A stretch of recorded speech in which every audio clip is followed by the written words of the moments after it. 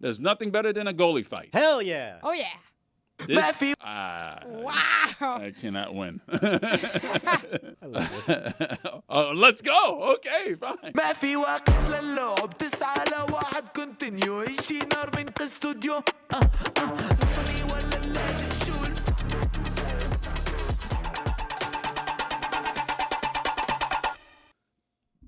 David Jork of the Hockey News is over there. Rose and Ethan, they're in that other studio over And there. Percy. And Percy. Don't forget Percy. He's the most important guest on the show today. Okay. This is The Hockey Show. You can check us out on YouTube. Our YouTube page is The Hockey Show DLS. On TikTok, The Hockey Show 7. And on X, Instagram, and Threads at Hockey Show DLS. We have been the only hockey podcast that hasn't talked about Heated Rivalry. You had to watch it first. Yeah, we got to watch it first. No. I mean, Speak for yourselves. Well, you've watched it. I'm halfway through the season. Roy is TBD. Yeah, with Hudson Williams and Connor Story being the Olympic torchbearers up in Milan, figured it would be a good time to finally actually talk about this show. I haven't watched it yet, as we said, but Ethan and David have. Ethan has seen the entire run of the first season. I don't know where you are in the first I'm on season. episode 3. I'm halfway through. All right, so you're halfway through. So why don't you guys? It takes me forever to watch anything. Yeah, I think you're still working on Pluribus over there. I am. God, dude, thanks for the reminder. Yeah, you got it. All right, so I'm going to end up watching it anyway, but why don't you tell me about the show? Convince me of watching it here. I mean, it's a gay hockey show. Like that is what it is. It's two hockey players, two of the best hockey players in the world that end up kind of falling in love, and it's the trials and tribulations or obstacles that they have to maneuver, trying to keep it a secret. And I don't want to give too much away, but it's certainly something I've never seen before. Yeah. It's, in terms of like breaking down barriers and giving you something that's maybe not going to make everybody comfortable, but certainly something that's prevalent in the world today. I've already heard about hockey players who are coming out of the closet because of this show, and it's empowering them to be more comfortable, and I think that's awesome. But yeah, I mean, it's different. It's really entertaining. The acting is spectacular. Yeah.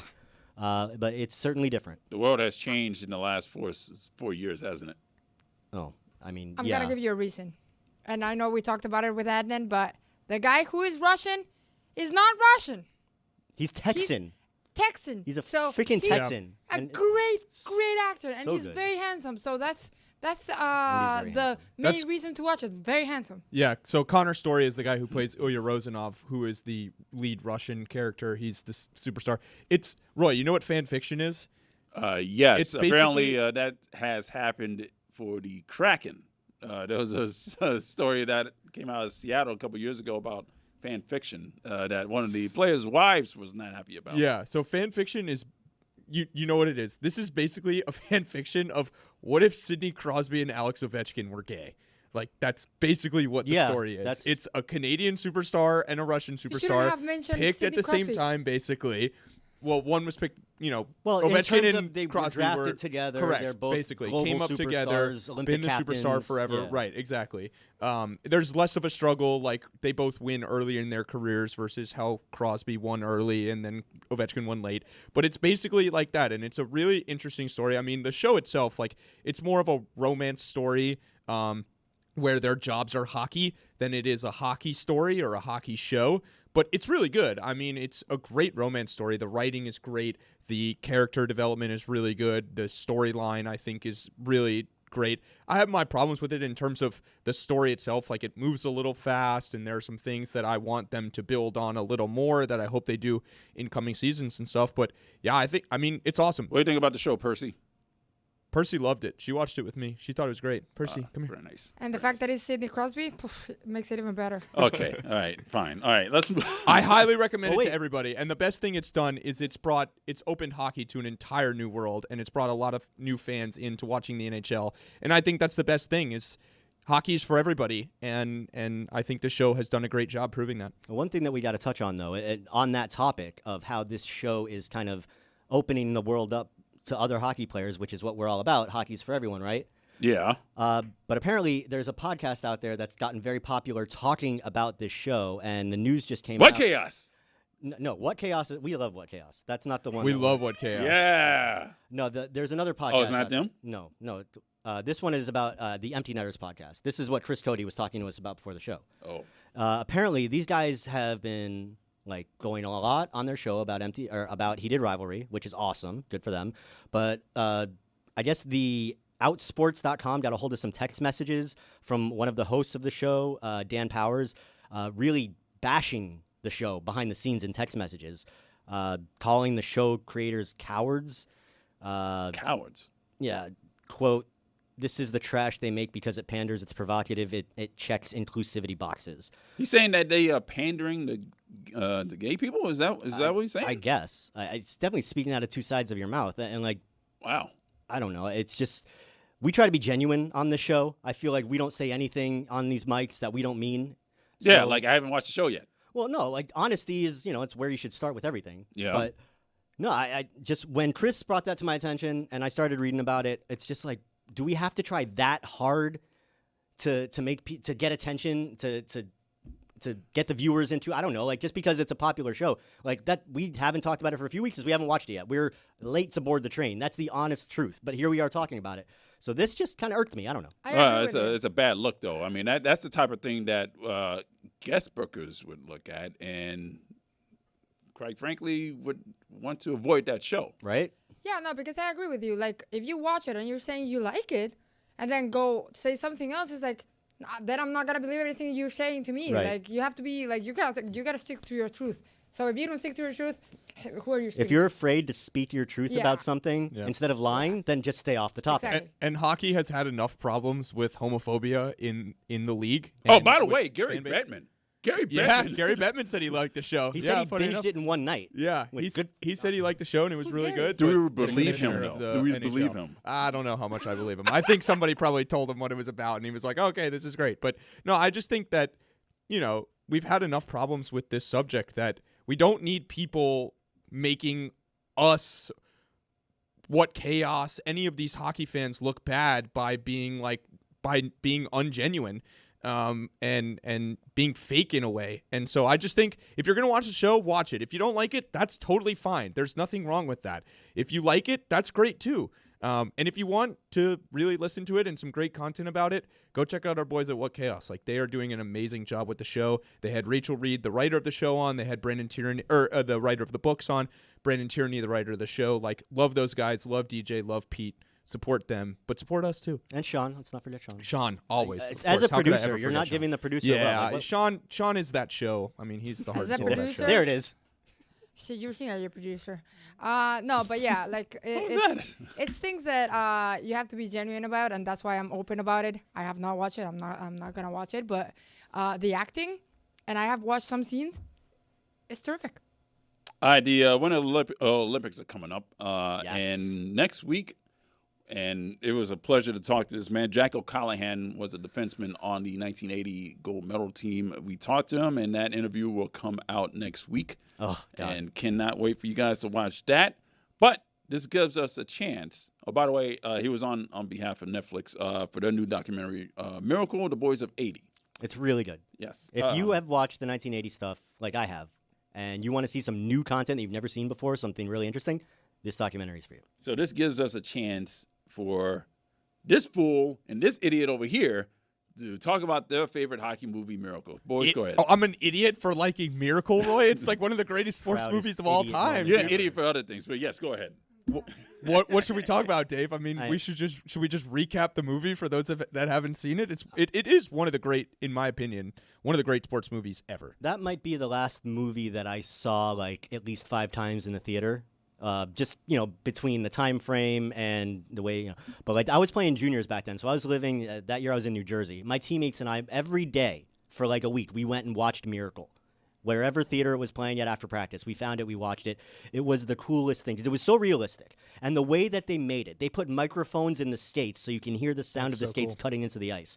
Like, and we, if you watch the interview with OC next week, you'll hear even more really cool details. But oh my God, like that, is it maybe arguably the best hockey movie of all time? It's my favorite sports movie, biased, but I admittedly have only, I think, watched 2 hockey movies. I saw the Mighty Ducks a long time ago when I was a kid, but I need to kind of rewatch them because I don't really remember them. Slapshot, But I loved them as a Youngblood. kid. Slapshot and Miracle. Slapshot is an amazing movie. Like, that movie is you friggin' probably like hysterical. Youngblood. Youngblood. I What think was the one? There's a new movie, Youngblood. Yeah, I coming saw out. they're making a new Youngblood. What was the one in Alaska? Mystery Mystery Alaska, Alaska. which is Mystery also Alaska. a great hockey movie. No, but I love, like, I'm an Olympics freak. Like, I can't wait for the Olympics, not just for hockey, but just for everything. I mean, I had the pleasure of working the Paris Olympics, and it was just like a dream of mine, absolute Emmy? lifetime. I won an Emmy because of it. Thanks for Rose. Shout out. No, it was an amazing experience, and the Olympics are just, to me, like the greatest sporting event in the world. So I can't wait. First of all, it's going to be amazing to have the NHL players back in the Olympics, but just to see kind of, even though it's a movie, an inside look at what it's like to be an Olympian, what it takes to get there. It's such a great movie. If you haven't seen it, I mean, I was telling somebody about it the other day that you have to go and see this. You have to watch this movie if you haven't watched it before. Like, it is just, it's so good. There's so many quotable lines, you know, when OC and McClanahan get into it in the bar and he screams, you know, this pansy over here takes the ring off my finger. And then, you know, when they're in the locker room and Brooks, Herb Brooks is yelling at him and he's, you know, who we playing, Rammer? And he's Sweden. George. You're goddamn right, Sweden. In the Olympics. Okay. You're acting like this is some throwaway game up in Rochester. Yeah. Okay. It's the greatest movie. So And- anyway, you and got me fired up, Roy. You to wanted me your to talk point- about Miracle. You're welcome. I will say though, like the Olympics are the best, and The I mean best. the Winter Olympics. I mean, at least for us, maybe there's nothing not entertaining. I'll sit there and I'll watch ski jumping. Dude, the Actually- last Olympics, I was falling asleep to cross country and biathlon, and Yeah. I love that stuff. One of the most fun. I maybe shouldn't be telling the story, but whatever. Here I go. I think it was in 2010. I was home alone. For whatever reason, I had some chocolate mushrooms, and I Oh Lord. watched the Olympics for 8 hours by myself, and I had so much fun. That's incredible. Oh my God, one That's of my fantastic. favorites. You know, whatever. But yeah, I remember watching like the ski jumping. I remember Yeah. watching speed skating. I remember there was a hockey game. I think it was like Russia and oh my God, what's the country with like the Red Cross logo on their flag? Switzerland? Switzerland. I think that was the game, and oh my God, like just so a lot of fun. I'm not in. Can't wait. Yeah. Can't All wait. right. Can't wait to see Team USA. I don't know how to end that, so just go ahead, moving Roy. on to the Panthers. Then the Panthers have played 4 games since last week Friday.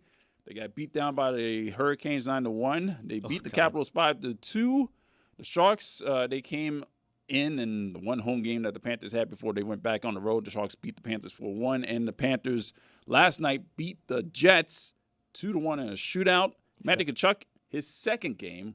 He got his debut on the season against the Sharks, and last night he ended up with his first point of the season on Sam Bennett's the Panthers' one goal on Sam Bennett's goal. Yeah. So let's talk about his performance so far this season in his 2 games, David. I mean, it's been fine. One thing that's refreshed me is that I've seen him get knocked on his ass multiple times. He got like nailed, I think, at the same time by Josh Morrissey and Adam Lowry during last night's game. He got lit up by Vincent Desharnais against the Sharks, and he just pops right back. Oh, here it is. This is the play here if you're watching on YouTube. Tkachuk basically gets bamboozled by Morrissey and Lowry at the same time. Boom, boom. Yeah. So, but he's popping right back up. He's doing his thing. He had the primary assist on Sam Bennett's goal in Winnipeg, and he looks like Matthew Tkachuk. It's going to take him a little while before we probably start to see like the pristine elite type stuff because he hasn't played hockey in like 7 months. So it's going to take a little time to shake the rust off. But I've been pretty happy with what I've seen so far, Ethan. Yeah, there's been plenty of juice. I thought last night was a really solid performance from him. His line had some great shifts out there with Bennett and Verhaeghe. He made a great play to set up Bennett for that goal. Him and Bennett are just like this. You know? Yeah, They're so good exactly. on the same line. But, you know, I was talking to my brother, and my brother's like, well, he's basically had no impact. We scored, 2 goals in the 2 games since he's been back. But, I mean, look, first of all, Matthew Tkachuk was never going to solve every problem the Panthers have had, right? Because Alexander Barkov's still out, Dmitry Kulikov's still out, Jonah Gadjevich. But then you add in that Martian and Jones hit the injured list right before he comes back. Like, they're still missing so much, guys. So much. And it's still so hard for this team to look like what they've been the last couple of years because they just don't have enough right now. Like, simply the numbers, you look at their defense, they're missing half their defense right now from the Stanley Cup championship team last year. So yeah, but to that it's point, been tough. how good defensively did they look last night in They Winnipeg? did That look was great. maybe their They best did look great. defensive full game of the season. And they had to win that game because you fall 7 points behind. You lose to a team in the Jets that's been struggling. Like, that was a big win last night. They haven't won in Winnipeg since 2022. It's a weird place to go. Like, that was a big win for the Panthers last night. All right, it's time for Puck Luck. It's brought to you by DraftKings. DraftKings, the crown is yours. David, let's finally win some money. I really love how you just keep bringing attention to the I'm fact saying that I'm growing broke here. All right, I'm losing money. So let's make money. What the hell, dude? I'm sorry. All right. Well, coming to you live from under the bus, this is this week's version of Puck Luck. We're going to start with Mitch Marner's return to Toronto. Ethan has been building this up for me in my head, so I'm going with the Badowski thought and taking Mitch Marner over 2.5 shots on goal because, look, The Marner bump. Mitch Marner's going to be ripping pucks tonight, and also the Maple Leafs just happen to allow the most shots in the NHL. So we'll take Marner over 2.5 shots in the same game. In the same breath that I mentioned Toronto giving up the most shots on goal, guess who's coming back tonight for the Maple Leafs? Anthony Stolarz is making his return, and I'm going to take his over saves and 25.5 saves because I think he's going to play well, and I think he's going to face a lot of shots. Third up on our parlay is Brandon Hagel of the Tampa Bay Lightning, over 2.5 shots. They are playing Chicago. Hagel has hit his shot total over in 5 straight and 6 of his last 8 road games, and Chicago allows the 7th most shots in the league. The odds on this parlay are plus 551, so some pretty sweet sauce. Please, go make Roy some money. I'm good, actually. I'll sacrifice my $5. Give Roy some money, please. All right, it's time for the hockey stat of the week. The hockey stat of the week. Hey guys, how's it going? Bye, Ethan. Everybody good? Hi. Quinn Hughes, good player. Sure. Minnesota Wild, Yeah. good team. Mm-hmm. This stat comes from @BigHeadHockey on Twitter. The most career 3-assist games from a defenseman in Minnesota Wild franchise history. The leader is Ryan Suter with 5. Jared Spurgeon has 3. Quinn Hughes has 4. Quinn Hughes has played 22 games with the Minnesota Wild. He already has 4 3-assist games. Guys, they are buzzing. They won again last night in overtime. Kirill Kaprizov had the OT winner, 2 goals and an assist. I don't see Quinn Hughes going anywhere. I think he is going to stay right where he is in Minnesota because that team has been awesome since they got him. He has been a magical fit with Matt Boldy and Kirill Kaprizov. I see them adding. I see them keeping Hughes long-term, and I see them being a force to be reckoned with for years to come. So he's over a point per game with He Minnesota, has been isn't he? incredible. Holy cow. Yeah. Amazing. It is time for Rosa in un minuto. Rosie, what you got? Yes. Ok, kids. Hola, este es un minuto de hockey con Rosie. Esta semana nos vamos a Los Ángeles, donde los Kings vivieron su peor pesadilla. Oh, Los the Kings. Ducks. Sí, back to back contra Anaheim. Primero perdieron 3-2 un shootout y Senek haciendo lo que quiso en Maccabi cerrando la puerta. Al día siguiente dijeron, no puede volver a pasar, y volvió a pasar. Derrota 2-1 en overtime. Otra vez contra los Ducks. Gracias por nada. Por suerte, llegó un poquito de dignidad. Victoria 4-3 contra los Rangers, con Fiala apareciendo y Forsberg entrando de emergencia para salvar el día. Así, una semana de victorias, 2 derrotas, 2 golpes del vecino molesto. Y una sola pregunta, ¿por qué siempre los Ducks? Porque LA hay estrellas, pero esta semana los Ducks llevaron el Oscar. Esto fue un minuto de hockey con Rose, tu resumen semanal de puck, pasión y un poquito de caos. Nice. All right, that was Rosa in un minuto, and now it is time for Rosa in a minute. Rosie, what you got? Okay, let's do it now again, boys. Hey kids, this is 1 minute of hockey with Rose, and this week we're heading to Los Angeles, where the Kings lived through their worst nightmare, the Ducks. Yes, back-to-back against Anaheim. First they lost 3-1, shutout with Senek doing whatever he wanted and McAfish slamming the door shut. The next day, they said, there's no way this is happening again, and it happened again! A 2-1 overtime loss, once again to the Ducks. Thanks for nothing. Luckily, a little dignity showed up, a 4-3 win over the Rangers, with Fiala finally showing up and Forsberg stepping to save the day. So it's a week of 1 win, 2 losses, 2 punches from the annoying neighbors, and one big question. Why is it always the Ducks? Because in LA, there are stars. But this week, the Ducks won the Oscars. This was 1 minute of hockey with Rose, your weekly recap of puck, passion, and a little bit of chaos. And Ethan has a helmet for me for next week, right? All right, let's see what the helmet is for next week. By the here. way, I watched those Ducks and Kings games. They were great. Beckett Seneca is an amazing player. Next week's team, Let's see. Bruins or Lightning? the Philadelphia Flyers. Ooh. Okay. Wow. That should be- Surprise Next team week. this year, Rosie. That They've been a should lot of be fun to watch. interesting. All right, so Rose will talk about the Philadelphia Flyers next week for her minute in both Spanish and English. It is time for the wins and fails of the week. And I think on behalf of everybody, I can say that the win was the fight Yes. between Alex Nedeljkovic Bobby. and Sergei Bobrovsky. This was the best Bobby. thing that's ever happened. Bobby. Ever. I love ever. it. This is the best thing ever. It's So- so uncharacteristic of Sergei Bobrovsky to not only get in a fight, but he was the antagonist. He skated Yes. 200 feet for Yeah. this fight. Dude, I'm telling you, so we had our live stream that night for the national championship, and so I was here early watching the game, and I'm just kind of like looking around, talking to people. All of a sudden, I look down at my screen, and Bob is fighting, and I could not believe, and I start screaming, Bob is fighting,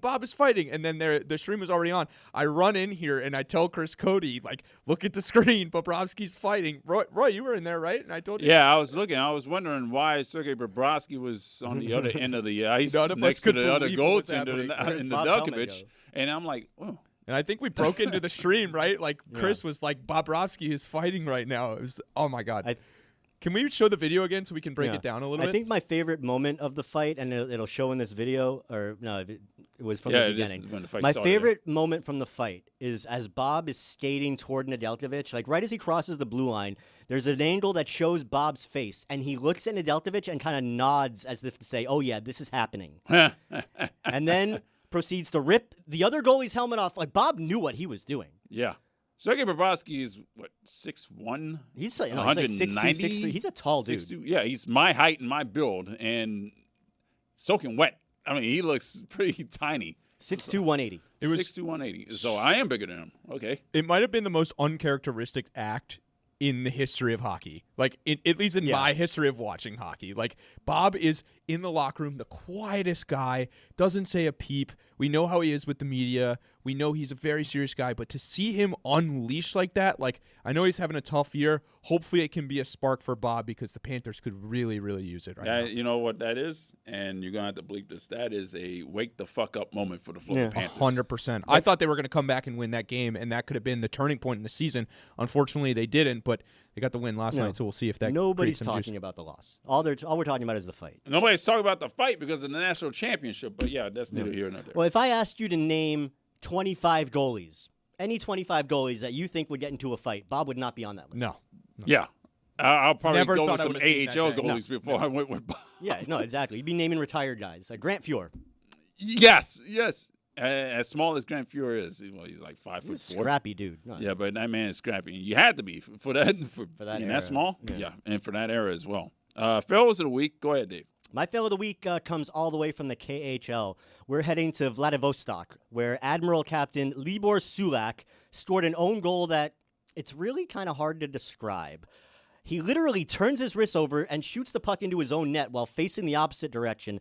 Ooh. It's like something it's like Angels in the Outfield type stuff. Like what happened? What took over his body that he did this? Because, like, I don't know what he was trying to do. I don't know if he's trying to just kind of keep the puck after he made the mental decision to pass it. I don't know. He's their captain, so I can't think that this was on purpose or It's anything. not a bank pass I don't off know, the reckless boards because speculation. I don't know, man, but I as many Russia? times as I've watched it, I don't know what the hell I'm seeing. That's just weird. yeah, that's not good. As a goalie, like, dude, get out of my 5-hole.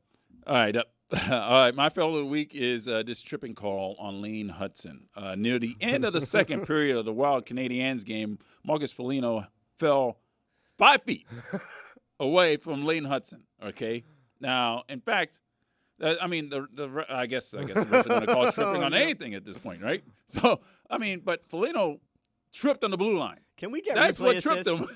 him. Can we get replay assist? That cannot be. There's 4 sets of eyes on the ice wearing stripes. Nobody realized that he just fell on his own damn skates? Yeah. That's bad. Like, they can that's the talk worst to each penalty of the other about season. high sticking. They can talk to each other about delay of game. Can we talk to each other about tripping over the blue line? Yeah, that's the worst penalty of the season. Holy shit. Bar none. Ethan. My fail of the week comes from Roy Rose's team for next week, the Philadelphia Flyers.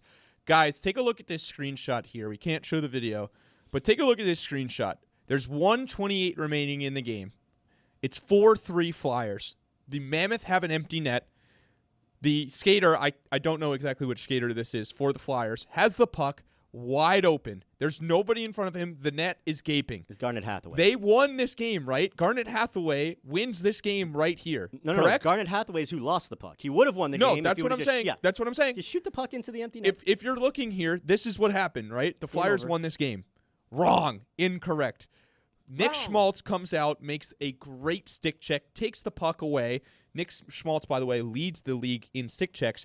Takes the puck the other way. The Mammoth eventually go in, score, tie the game, send it to overtime, and then win in overtime. That might be the worst loss of the year. Wow, now I Rosie? have time. Wow. So my win of the week, Oh, it's my fail is like kind of a win, but it's a fail because in this picture, I maybe I'm 13 and I look like I'm drunk, but I am supposed to be dressed up as a penguin, and instead of penguin? dressing up as a penguin, yeah, I just put a penguin. Your on friend my is dressed up thing. as a I penguin. got Yeah, a yeah, penguin everybody in is. my pocket. But me, I didn't do anything. I just put a penguin on my pocket. You so look seriously stoned in that yeah, picture. and I look stoned. Oh, that's I'm great, Rosie. like High on penguin. 11 years old, so I don't. All right. That mezcal. That's ridiculous. All right, before we go to break, I want to mention something that has never happened before. The United States under-18 women's team completed the perfect gold. They won every game. They never trailed. They never tied after 0-0.